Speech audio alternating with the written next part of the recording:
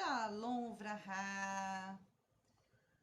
Estamos entrando ao vivo pelo Instagram e gravado pelo YouTube. A aula vai ficar gravada no YouTube e vai ficar salva no Instagram, tá? Então vamos esperar entrar aqui alguém no Instagram e vamos falar sobre a Parashá Mishpatim. O que é a Parashá Mishpatim, Aba? Muito bom. Então, a nossa Parashá nos conta vários e vários temas. Inclusive, amigos da ONG perguntam ao Rabino, temos um tema que uma pessoa no nosso grupo, Herson, fez uma pergunta. Isso, ele pergunta para nós sobre o Erson, do nosso grupo Amigos da ONG, nosso grupo VIP, pergunta para nós sobre a mistura de carne com leite, né? O que pode e o que não pode dentro pela Lahá. Assim, então, o assunto é o seguinte. Quando a Torá fala sobre animais puros e animais impuros, a Torá vai usar o conceito de Behemá, que quer dizer animal, Tehorá, quer dizer pura, e Behemá, que quer dizer animal, Tmeá, impura. Então, existem animais puros e animais impuros.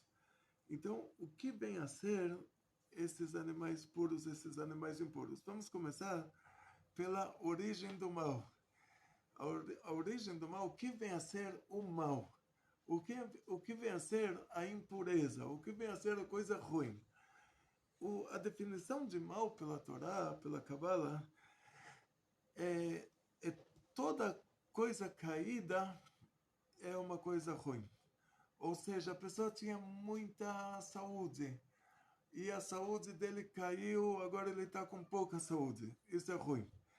A pessoa tinha muito sucesso, o sucesso dele caiu, aí ficou ruim. A pessoa tinha muito dinheiro, o dinheiro dele caiu, agora ele ficou sem nada, aí é ruim. Então, toda queda vai ser chamada de o mal, a coisa ruim. Vamos começar pela essência divina. Quando, antes de chegarmos à criação do nosso mundo, a primeira etapa é chamada de a essência divina. Deus é a essência do bem, a natureza do bem é fazer o bem, Deus não tem como mudar essa essência. Então, vamos dizer assim, tem uma coisa já que Deus não consegue fazer, Ele não tem como mudar a própria essência, Ele não consegue se transformar numa coisa ruim. Então, a essência divina é imutável. Então, a sabedoria divina, se Deus determinou por meio da Torá que o que é permitido, o que é proibido, isso também não tem como mudar. Porque a sabedoria divina e Deus é uma coisa só, assim diz o Rambam. Ele é a própria sabedoria dele. Então, a Torá determina que tem animais puros e animais impuros, e vamos entender essa determinação, onde ela começa. Primeiro temos a essência divina, depois acontece o fenômeno cabalístico chamado de a quebra dos receptáculos. Do primeiro Simpson, eu já pulei várias vezes. É que a gente estava falando sobre isso. A gente estava falando sobre. Não, vamos chegar lá. O principal para a gente vai ser essa quebra dos receptáculos. A primeira etapa, o grande Tzimtzum, a grande ocultação. Primeira etapa, então, a essência de Deus, Deus é a essência do bem, a natureza do bem é fazer o bem. Vamos chamar isso de luz infinita de Hashem, Or Ein Sof. Acontece após isso um tzimtzum, essa contração, vamos chamar de contração. O que vem a ser essa contração? Os livros de Kabbalah usam uma linguagem muito figurativa. Eles falam, olha, nesse lugar, Deus fez um lugar que não tem Deus. Mas é claro que é uma linguagem figurativa. Porque se Deus fez um lugar que não tem Deus, agora já tem duas coisas. Deus já não é mais um. Tem Deus e tem um não Deus. Então Deus continua sendo um, Deus continua sendo infinito, Deus está no lugar que não tem Deus também. Mas então o que quer dizer Makom Panui? O lugar vazio. Então acontece o primeiro tzimtzum, esse tzimtzum vai ser traduzido como contração dessa luz infinita de Hashem. Vocês veem que é uma linguagem figurada, metafórica, porque se é infinito, não tem como acontecer uma contração. Mas nessa linguagem metafórica acontece uma contração. Então, no português de hoje, na linguagem de hoje, a gente já não chamaria isso de contração. Nós chamaríamos isso de ocultação. Tem um lugar que Deus está tão oculto lá que é como se não tivesse Deus. Isso para nós é a contração, é uma companhia. Esse lugar, então, Tzimtzum, chamaríamos ele de grande ocultação. E o lugar vazio, que é a consequência do Tzimtzum, chamaríamos isso, que lá é o lugar que a revelação divina está tão oculta que você pode até imaginar que não tem Deus. No meio desse lugar vazio, dizem os livros de Kabbalah, o Sefer Yetzirah, vai ter um cav seria um risco, e a partir daí começa um paralelismo. Esse cav, ele vai ser a fonte das luzes, dos próximos mundos, agora dos mundos, e o Tzimtzum vai ser a fonte dos receptáculos. Então, a partir desse primeiro Tzimtzum, que é a fonte, a primeira contração, que é a fonte dos receptáculos, e o Kav, que é a fonte, que é a continuação das luzes, mas de uma maneira já bem reduzida, vai surgir um mundo chamado de Ak, Adão Kadmon. Então, essa palavra Adão quer dizer 10 sefirot. Ainda não quer dizer um ser humano, mas quer dizer 10 sefirot. Então, o Adão Kadmon quer dizer todas essas 10 sefirot, elas estão em uma só, elas são uma coisa só, em um receptáculo só. Então, isso é claro, um mundo num nível que ainda não tem lá criaturas, porque a revelação divina ela é tão grande que uma criatura que existisse lá, ela seria o brilho do sol no sol. Não teria existência própria. Depois baixamos de nível já para um nível de mundo chamado de Olama Akudim. Já tem 10 sefirot, mas em um único receptáculo ainda não tem a possibilidade de ter criaturas lá, porque ainda é brilho do sol no sol, mas já é um nível mais baixo.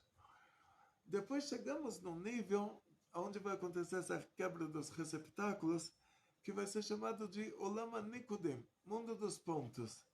Porque 2 pontos juntos já não é mais um ponto.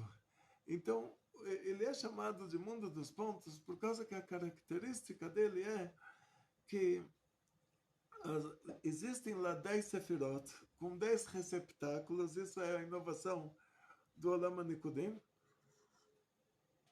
O mundo anterior a ele eram 10 sefirot em um único receptáculo.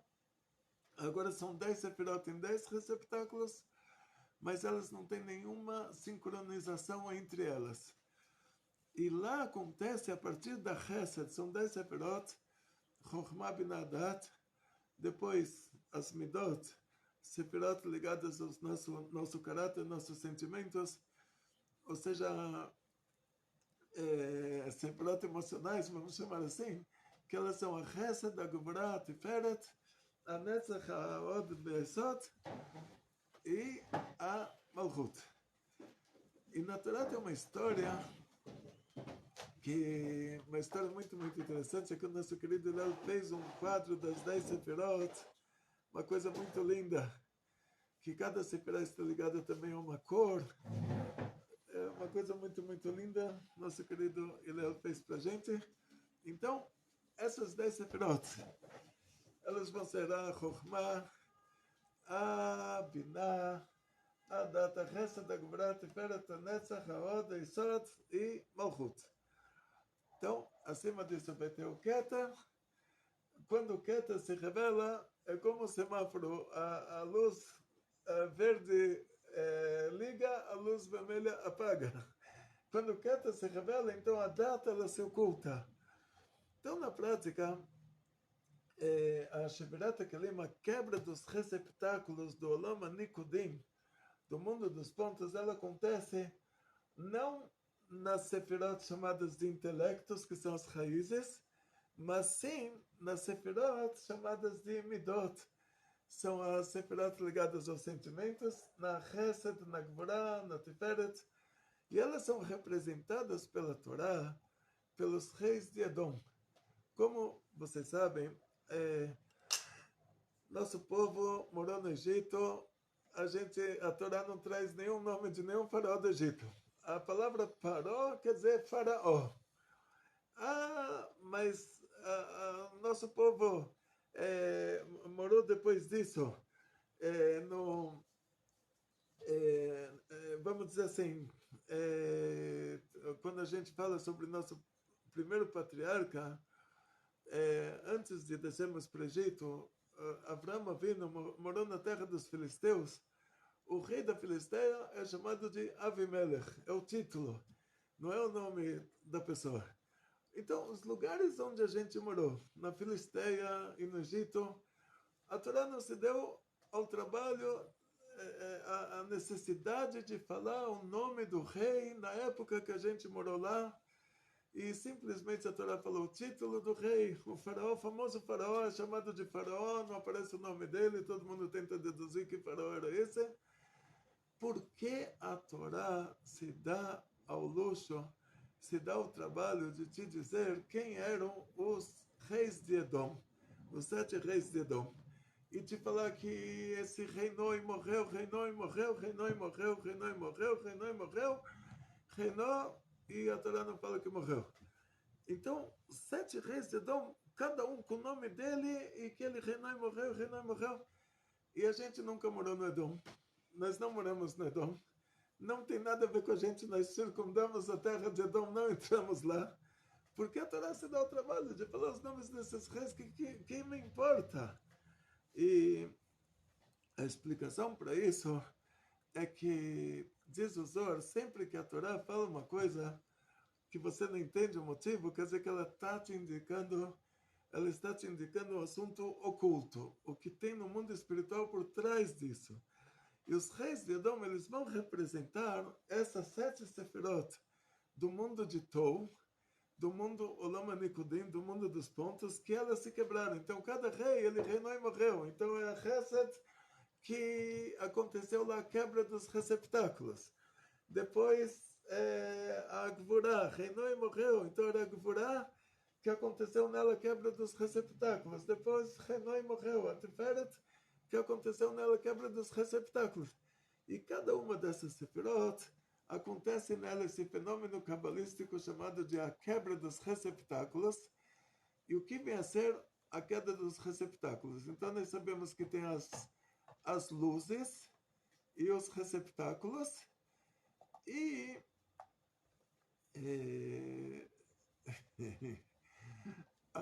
então, quando equipamento sempre agora tá bom? Quando nós falamos sobre luzes e receptáculos, nós estamos dizendo o seguinte, que a partir do primeiro tzimtzum, dessa primeira contração, dessa primeira ocultação, começa esse paralelismo que a luz ela somente consegue se manter dentro do receptáculo. Então, na hora que acontece a quebra dos receptáculos, as luzes caem. E a queda, ela é o mal. Então, ela vai dar origem à queda. Quanto maior a queda, maior vai ser o mal. Então, esses receptáculos do mundo do Tou, que ele era chamado de mundo dos Nekudim. Então, na hora que teve lá a quebra dos receptáculos, ele vai ser chamado de o mundo vazio e desolado, o mundo do Tou. Os receptáculos se quebraram, então quer dizer que as luzes caíram. Essas luzes, elas vão passar, agora vai começar o mundo do Tikkun, mundo do conserto. Começamos pelo mundo de Atzilut. Lá, essas luzes, elas passam por aquele nível de mundo de Atzilut, elas já são luzes caídas, vamos chamar isso de mal, mas o mal naquele nível ainda não caiu tanto, então ainda não é um mal tão grande. Depois tem um novo tzimtzum, uma nova ocultação. A partir dessa nova ocultação surge um novo mundo, que é o mundo de Briá. Essas luzes caídas também passam por esse nível de mundo de Briá, por essa dimensão de mundo de Briá. E, novamente, já é um mal maior, mas não se mistura com o bem. E aí continua descendo, tem mais um tzimtzum, mais uma ocultação, mais uma contração, ocultação, e aí o nível abaixo desse, a dimensão abaixo dessa vai ser chamado de mundo de Yetzirah. Então lá o mal já é maior, porque a queda é maior, mas não se mistura com o bem. E aí essas luzes continuam caindo, tem mais um tzimtzum, mais uma ocultação entre o mundo de Yetzirah e o nosso mundo, que é chamado de mundo de Asiá, o mundo da ação. E aqui é a queda final. Aqui essas luzes caídas, realmente a queda é tão grande, mas tão grande, mas tão grande, que aqui a definição de mal já vai ser uma coisa bem, bem grave. Catastrófica. Mas ainda não se misturou com o lado bom. Hashem criou aqui um homem e uma mulher, num corpo só, separou o lado homem do lado mulher, deu para eles um mandamento divino, uma ação no mundo da ação, que se eles fizessem essa ação, Deus me livre, o mundo ia descer a um nível que é chamado nível de klipa, que é a tradução para isso é casca. Klipat noga, né, uma klipa que ela é uma klipa neutra, que aí nesse nível de klipa, se o mundo descesse a esse nível, nesse nível o bem e o mal se misturam. Deus me livre, aí toda coisa boa vai ter um lado ruim, toda coisa ruim vai ter um lado bom. Deus falou para não comer aquela fruta do Etzadat. O anjo da morte, como estudamos antes, ele faz o trabalho dele, o anjo chamado de Satan, que ele é o exemplo dos Zohar. Sou obrigado a contar esse exemplo de novo, porque talvez alguém não assistiu à aula anterior. O Zohar dá um exemplo, por que Deus precisou criar um anjo ruim? Porque é isso que estava faltando. Então, o exemplo é assim, o rei, ele quer fazer um teste para o filho dele, ele quer que o filho, quer ter orgulho, que o filho esteja no nível dele.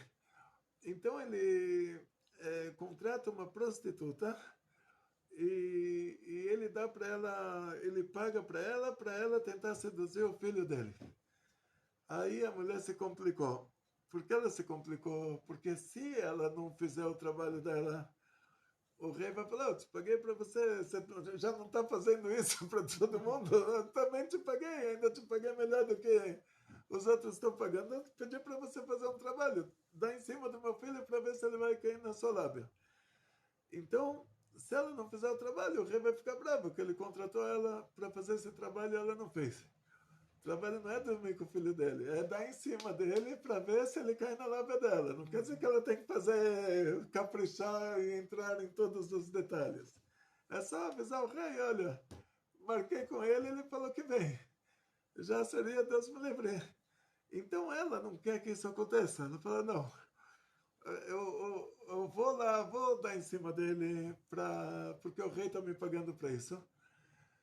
Por outro lado, não quero que ele caia na minha lábia, porque o rei vai ficar bravo. Ele vai falar, pô, o filho dele querido, e agora olha o que aconteceu. Então ela vai fazer esse trabalho com a pior das má vontades. Então esse é o anjo da morte. É o anjo chamado de Satã. A palavra Satã quer dizer desviador. Ele não é uma seção autônoma dentro da estrutura divina. Ele é ele não faz o que quer, né? Ele não faz o que quer. Ele tem os limites dele e ele é assalariado. Tipo, ele recebe a cota de vitalidade dele para fazer o trabalho sujo. Então não tem como colocar na conta dele, né? Como muitas pessoas fazem. Tipo assim, não fui eu, eu fui provocada, induzida por Satã, né? Não tem isso. Não. Isso, bom psiquiatra resolve esse problema na hora. Agora você vai para o psiquiatra, ela foi induzida pelo Satã, ele já te receita o remédio necessário, isso ele resolve isso. Eu sei que eu não estudei psiquiatria, não sei que remédio dá, né? Nem poderia receitar, mas eu sei que eles conseguem. Então, na prática, esse anjo da morte ele aparece, então, depois que o homem e a mulher receberam o primeiro mandamento divino, que eles não podem comer aquela fruta do Etzadat, o anjo da morte, ele baixa numa cobra. que ele está fazendo trabalho de má vontade. Ele fala, não quero que eles caiam na minha lábia.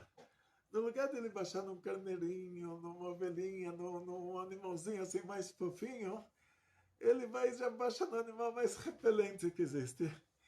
E ainda uma cobra que tinha braços e pernas. Imagina, Deus me livre, um lagarto da Cômodo, lá, dragão de Cômodo em Sim. pé, uma coisa assim. Deus me livre. Então, você já vê que ele está fazendo coisa de má vontade. Deus falou, não come aquela fruta. E o anjo da morte, o Satã, a palavra Satã quer dizer desviador, não quer dizer o nome lá ele tem outro nome. E ele já tem uma resposta pronta para Deus.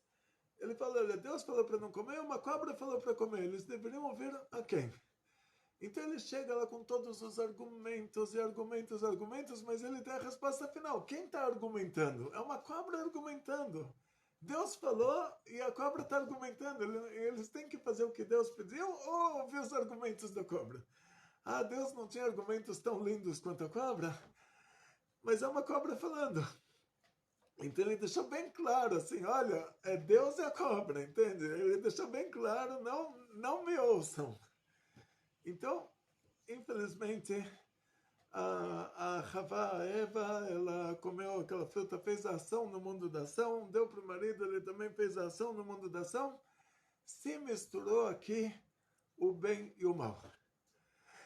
Aí vai surgir esse conceito de animais puros, animais impuros, quer dizer, o mundo inteiro caiu.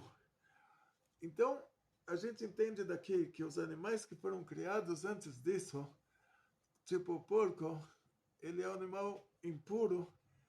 Então, dizem nossos sábios, ele vai voltar a ser um animal puro.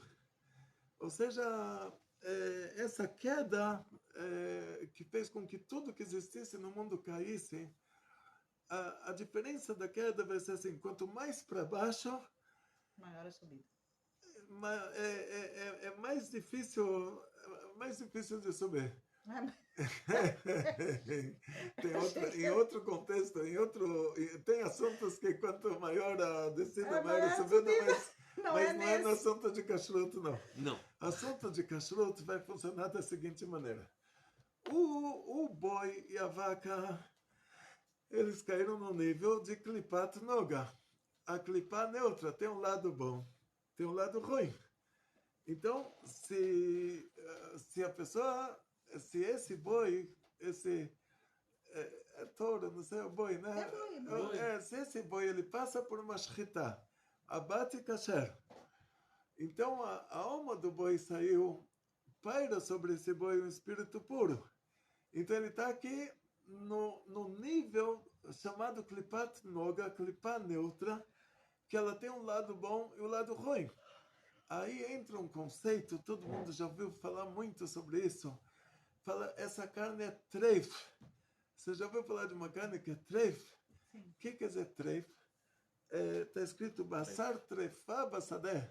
Uma carne que ela trefa. O que quer dizer? O cavalo dá um coice. O leão, arié toref. A patada do leão é chamada de trefa. Arié toref. Então, antigamente era uma coisa comum lá na nossa Terra Santa, tinha muitos leões.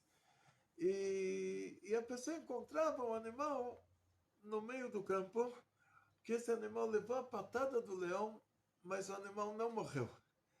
Mas a patada do leão é considerada que esse animal a morte dele já começou e ele está em processo de morte. Então, o judeu que encontrou o animal em processo de morte, o animal já está caído, mas ainda o coração não parou. Aí ele fala, olha, eu sou muito inteligente, o que eu vou fazer? Vou chamar o shochet, vou fazer uma bate kasher nesse animal. E aí o animal vai ser kasher. Kasher, quer dizer, ele é um animal puro, porque o nível de queda dessa alma é klipat noga, é a klipa neutra, que tem um lado bom e um lado ruim. Ele é um animal puro que está nesse nível, ele pode se unir ao lado bom ou cair para o lado ruim. Na hora que ele levou a patada do leão, então começou o processo de morte dele. Então, ele já caiu para o lado ruim. Então, kasher, que é uma linguagem assim de adequado para ser comido, kasher ele já não é. Ele já não é mais kasher.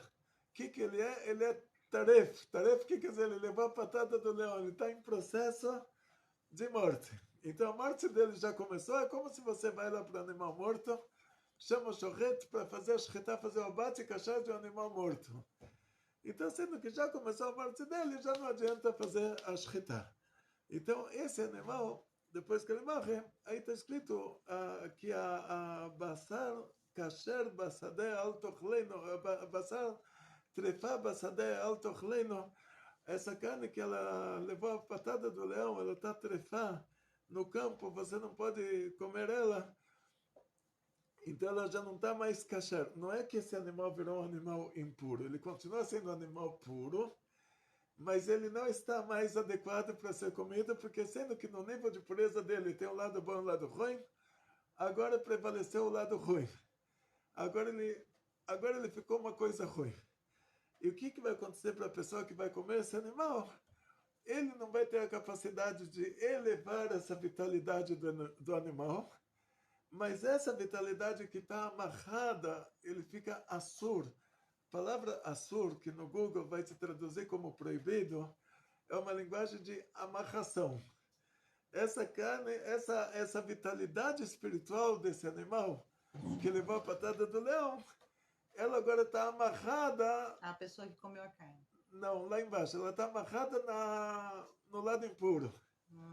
E a pessoa que come essa carne, agora ela vai ser puxada, a vitalidade espiritual dessa carne vai puxar essa pessoa para o lado de baixo.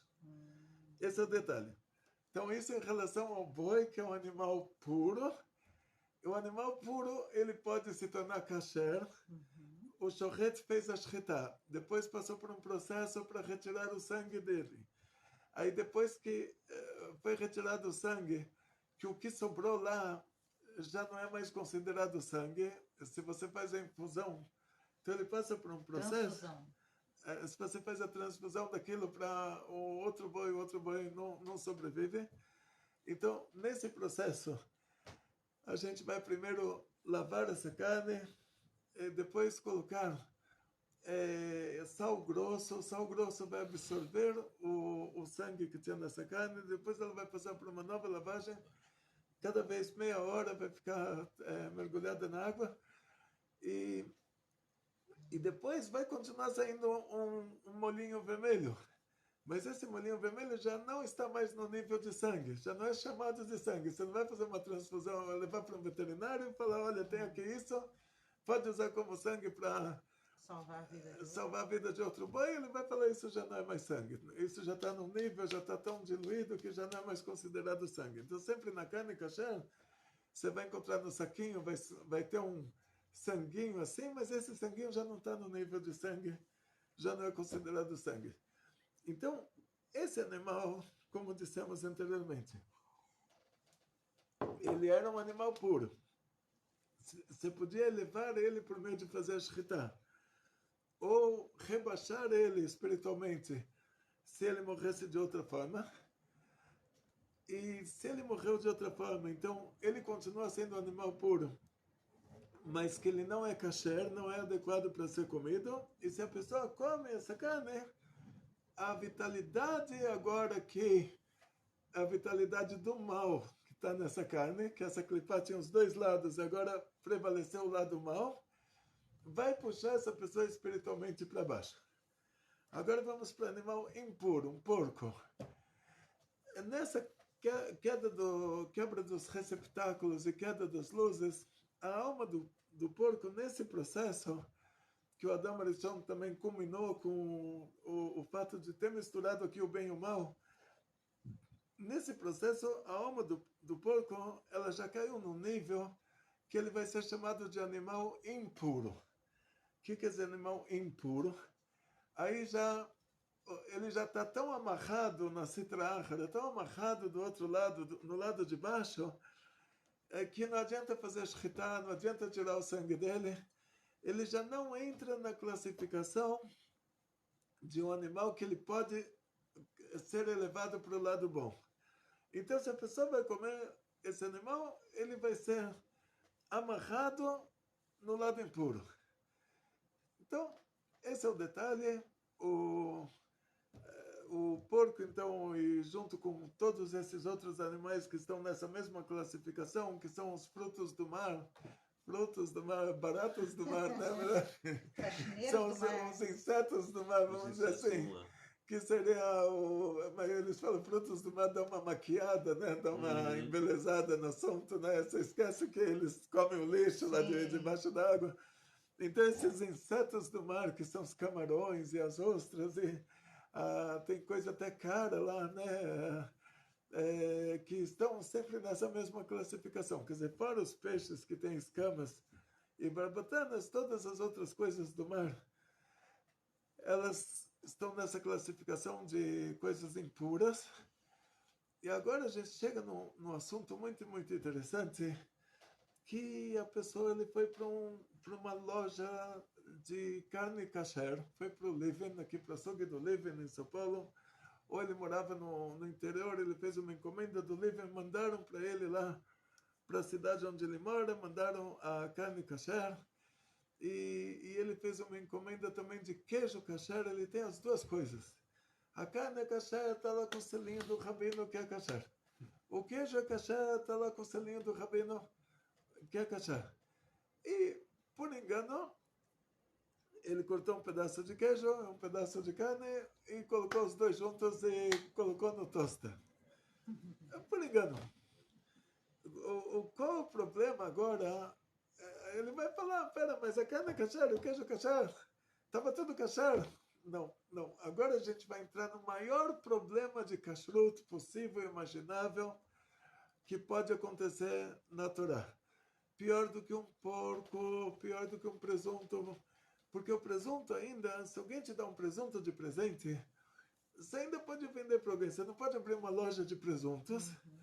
Mas, tá bom, ganhou um presunto. O motorista do Uber quer comprar de você, vende para ele, não tem problema. Contanto que não seja judeu, né? Aí o que acontece na prática, a carne com leite, ela é nada mais, nada menos que um curto-circuito espiritual. Então, na Torá tem alguns casos que nós vamos começar no começo do mundo. Tinha a história do Caim e o Abel.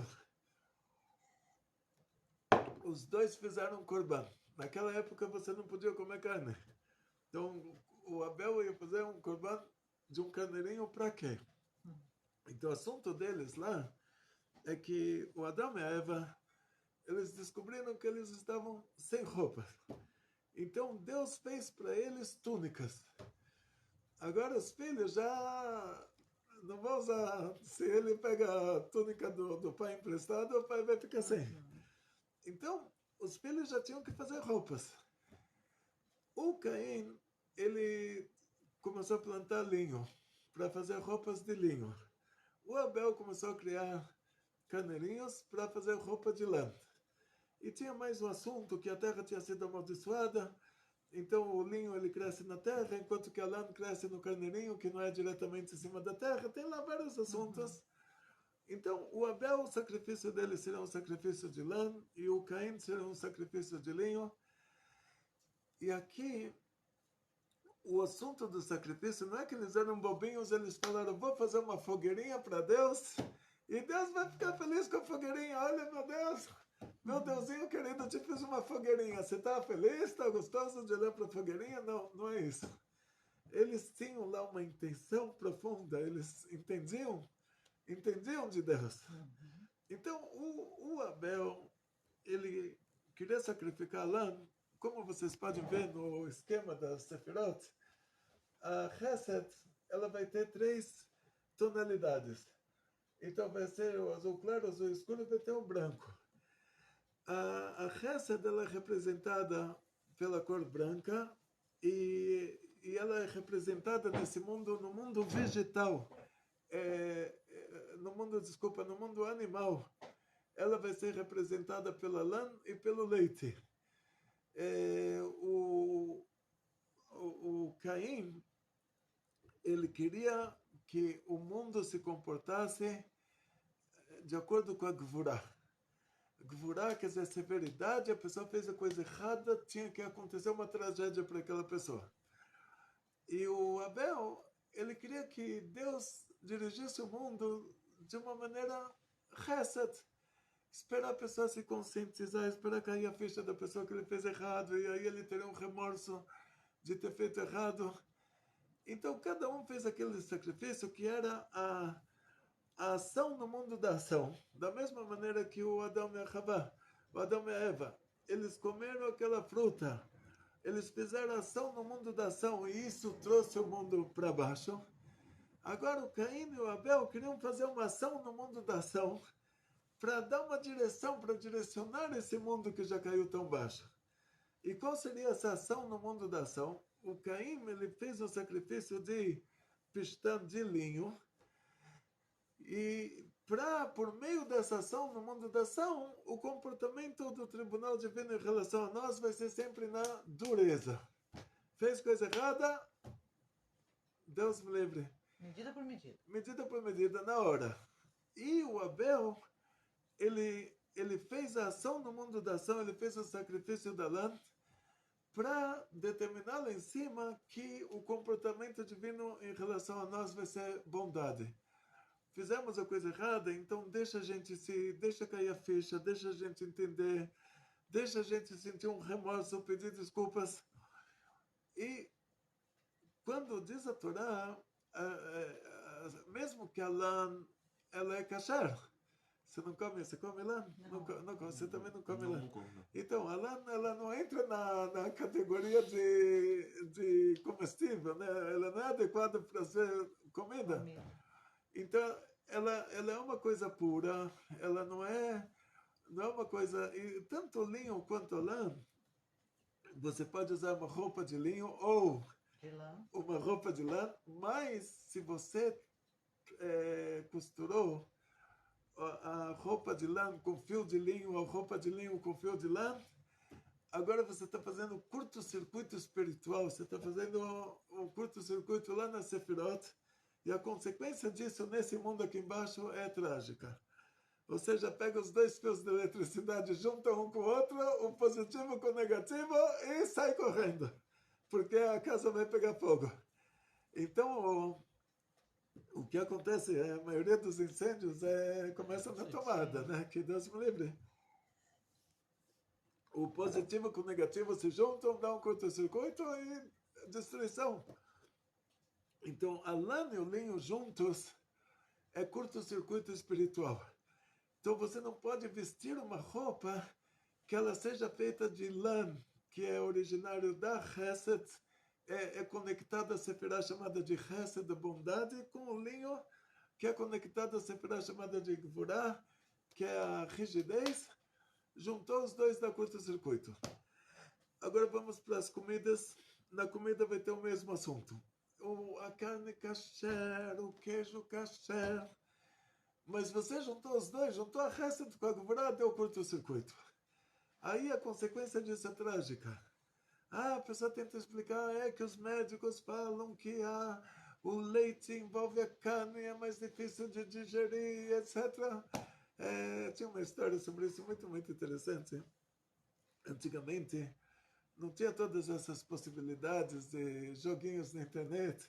Então a pessoa tinha os esportes antigos, um dos esportes era arco e flecha. A pessoa ia num bosque, dava uma flechada num alvo. E uma pessoa entrou num bosque e ele viu um alvo desenhado numa árvore e a flecha bem no meio, assim, na mosca. Ele falou, pô, esse arqueiro aí é muito bom. Foi para outra árvore, tinha um alvo desenhado na árvore e a flecha bem no pintinho do meio, assim, no alvo, assim, na mosca. Ele falou, pô, esse arqueiro não perde uma. Ele chega já na terceira árvore e estava o arqueiro lá. Falou, agora eu vou ver, mas a outra árvore não tinha alvo. Aí ele deu a flechada. aleatoriamente, assim, acertou na árvore. Ele foi lá e começou a desenhar o alvo em volta da árvore. Aí o cara entendeu. É claro que desse jeito é fácil, né? Então o que acontece aqui? A Hashem falou que a gente não pode comer carne com leite. Aí, tá bom, aí depois disso você pode falar, mas o médico então ele falou que o leite envolve a carne e aí a digestão não é boa. Não foi esse o motivo. Não é esse o motivo, não é motivo de saúde. Quando a Torá quer falar sobre assuntos de saúde, a Torá própria fala tem coisas proibidas por causa de perigo, perigo de vida. Ou seja, tem coisas que a gente não come, peixe com carne juntos, por motivo de perigo.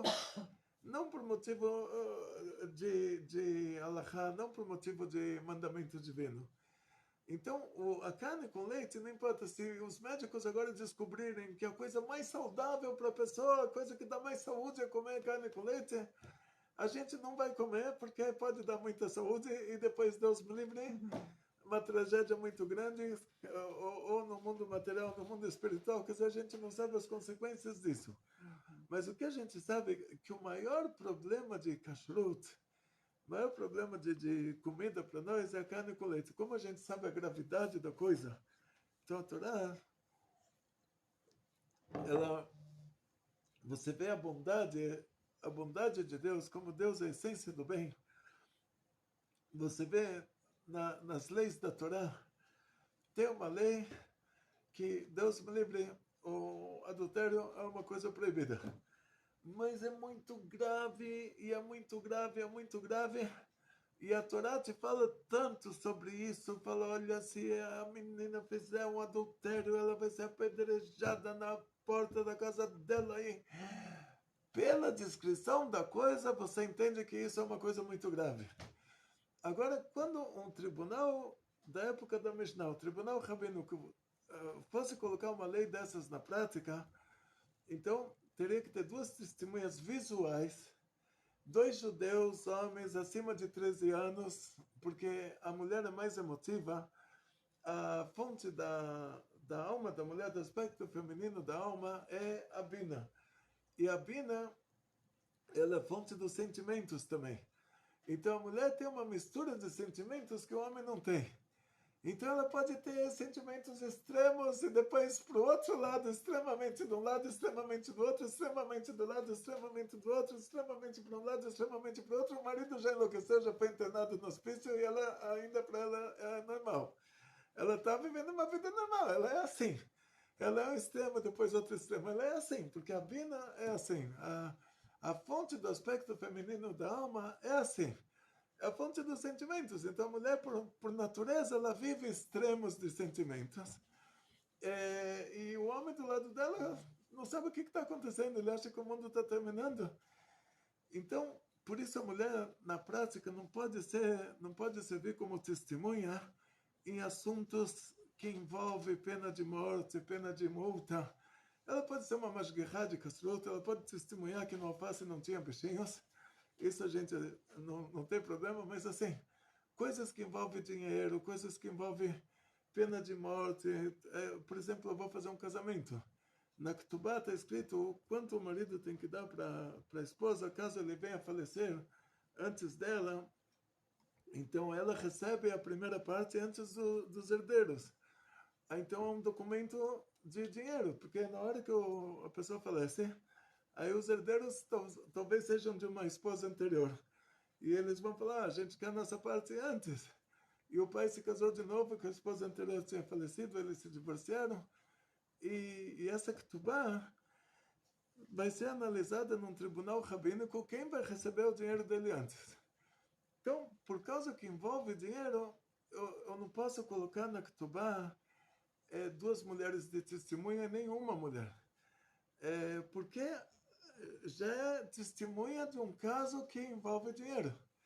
Então, no caso,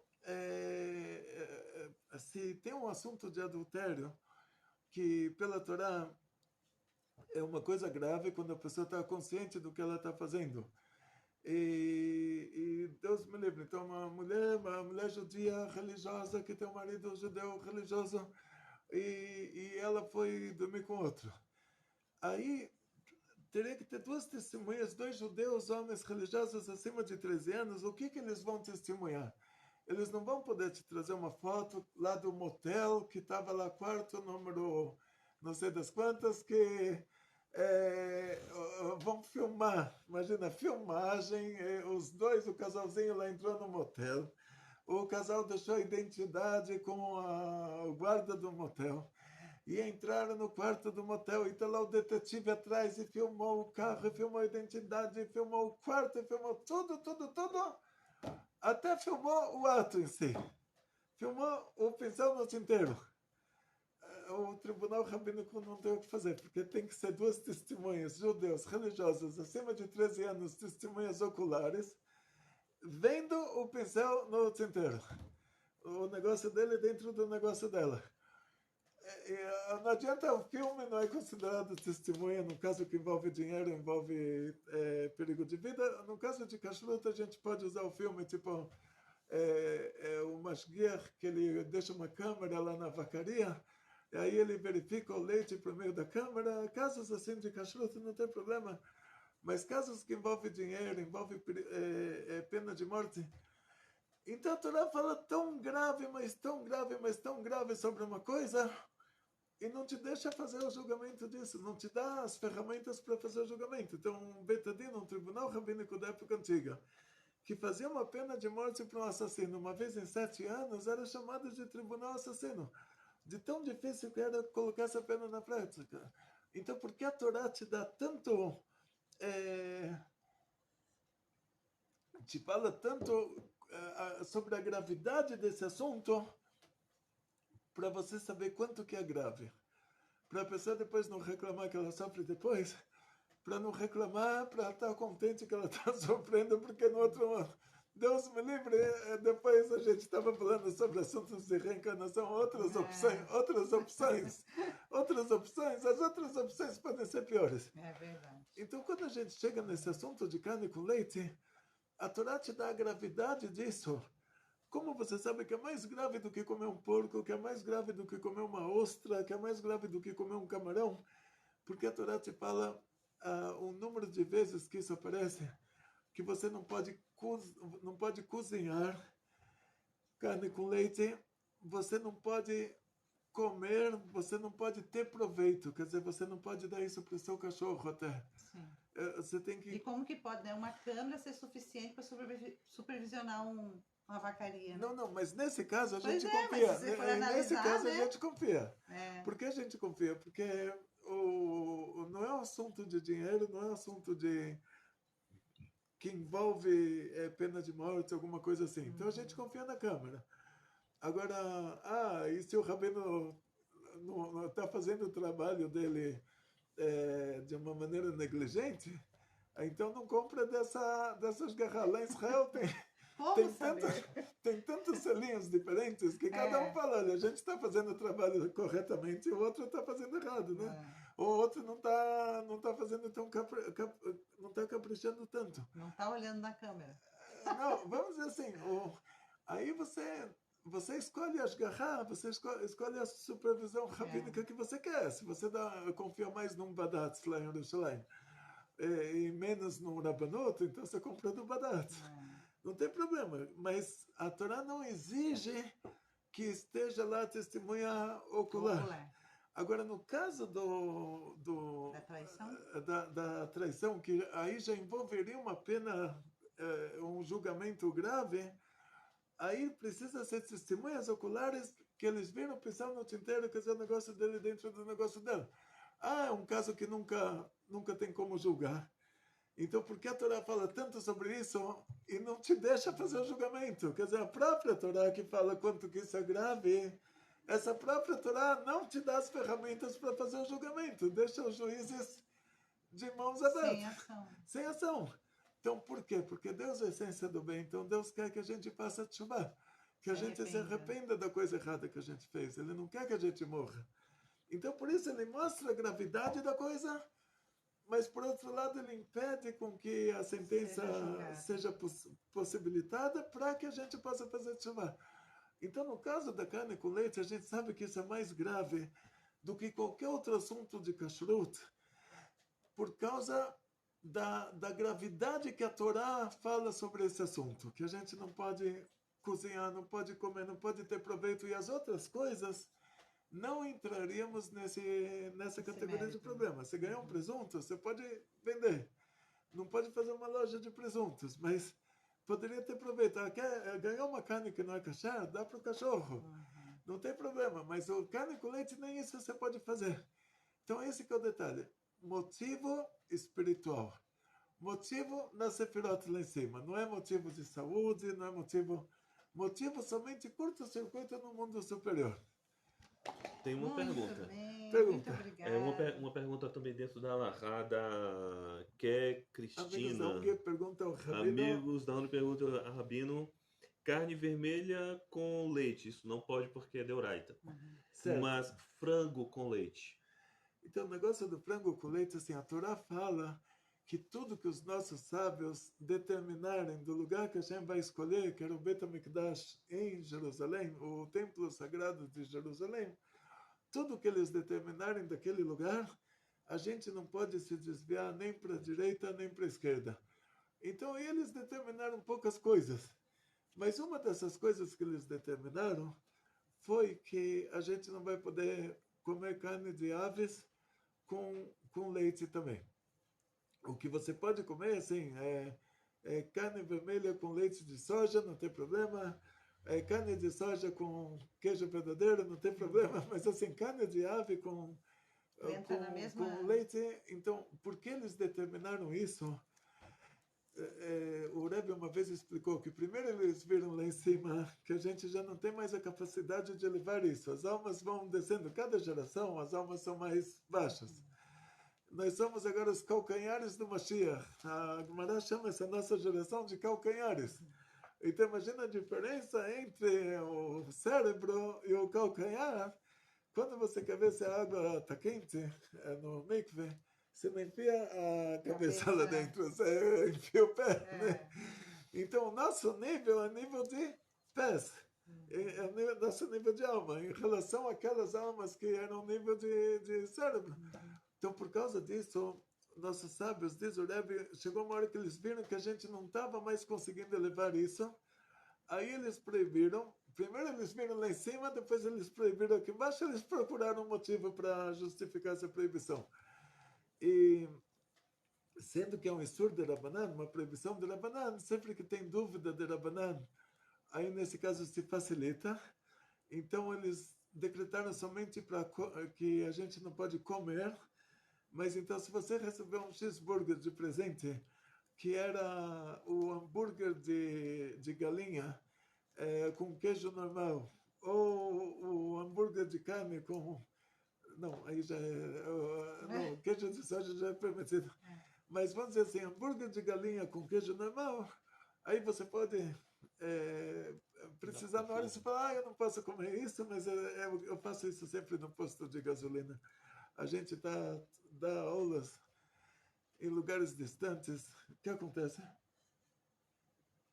Para um posto, a mulher fala, você encheu o tanque, você tem direito a cafezinho com sanduichinho, está aqui o seu ticket. Você pega esse cupom, você entra lá no boteco, lá no restaurante e vão te dar um sanduíche na conta do posto de gasolina. Aí eu falo para ela, pega para você. Isso eu posso fazer. Quer dizer, aí eu... contanto que não seja cheeseburger. Se for cheeseburger, eu não posso nem falar para ela, pega para você. Eu posso dar o ticket, o cupom para ela e falar, olha, pega só o cafezinho. Então, deixa... Verdade. Mas, assim, Então, muito obrigada pelas perguntas, pela participação, para a nossa aula não ficar tão longa, que já está, né? Nem sei quanto tempo que tem aqui de aula, mas já deve estar. E 1 hora, 1 hora de aula. Então, assim, vamos até a próxima. Amanhã não prometo, que a gente tem reunião, mas na próxima a gente faz de novo ao vivo e vamos gravar mais uma aula. Deixe suas perguntas no grupo de Amigos da ONG, você que é Amigos da ONG, e um beijo no coração de todos vocês, e o Rabino vai dar uma brachá. Você girou, olha, me pegou de surpresa. Asla Hamriut Parnassá Bechefa. Muito sucesso, muita saúde, muito dinheiro. E muita saúde para curtir o dinheiro. E felicidade judaica de toda a família. Grandes milagres e em grande estilo. Amém, amém. Aslahá, Briut, Parnassá Bechefa. Muito sucesso, muita saúde, muito dinheiro.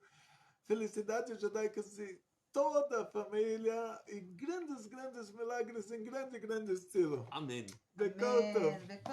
Agora o Abba encerra aí, eu encerro aqui.